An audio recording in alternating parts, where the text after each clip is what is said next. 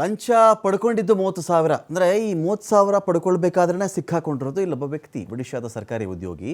ಆದರೆ ಈತನ ಮನೆಗೆ ಹೋಗಿ ಚೆಕ್ ಮಾಡಿಬಿಟ್ಟಾಗ ಏನಾಗಿದೆ ಅಂತ ಹೇಳಿದ್ರೆ 4 ಕೋಟಿ ರೂಪಾಯಿಗಳು ಸಿಕ್ಕಿದೆ. ಅಲ್ಲಿ ಒಡಿಶಾದ ಸರ್ಕಾರಿ ಅಧಿಕಾರಿಯ ಭಾರಿ ಭ್ರಷ್ಟಾಚಾರ ಬಯಲಾಗಿರೋದಲ್ಲಿ ಕಟಕ್ನ ಗಣಿ ಇಲಾಖೆಯ ಉಪನಿರ್ದೇಶಕ ಮೊಹಂತಿ 30,000 ರೂಪಾಯಿ ಲಂಚ ಪಡೆದುಕೊಳ್ಳುವ ವೇಳೆಯಲ್ಲಿ ಸಿಕ್ಕಾಕೊಂಡಿರೋದು ಅಧಿಕಾರಿಗಳು ರೇಡ್ ಮಾಡಿರ್ತಾರೆ. ಆಮೇಲೆ ಮನೆಗೆ ಹೋಗಿ ಚೆಕ್ ಮಾಡಿದ್ರೆ 4 ಕೋಟಿಗಿಂತ ಅಧಿಕ ಹಣ ಇಲ್ಲಿ ಪತ್ತೆಯಾಗಿದೆ. ಭುವನೇಶ್ವರದ ಫ್ಲ್ಯಾಟ್ನಲ್ಲಿ ನಡೆದಂಥ ಶೋಧ ಕಾರ್ಯದಲ್ಲಿ ಈ ಹಣ ಪತ್ತೆಯಾಗಿರೋದು.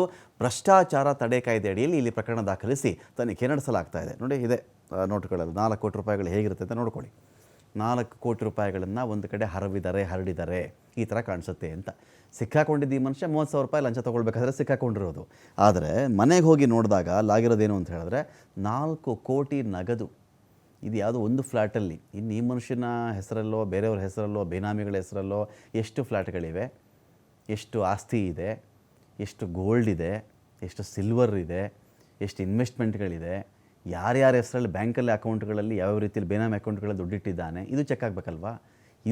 ಇದೆಲ್ಲ ಇನ್ನು ಟ್ರೈಲರ್. ಇದು 4 ಕೋಟಿ ಇಲ್ಲಿ ಮಾತ್ರ ಸಿಕ್ಕಿರ್ತಕ್ಕಂಥ ಹಣ, ಒಂದೇ ಒಂದು ಫ್ಲ್ಯಾಟಲ್ಲಿ ಸಿಕ್ಕಿರ್ತಕ್ಕಂಥ ಹಣ ಇದು.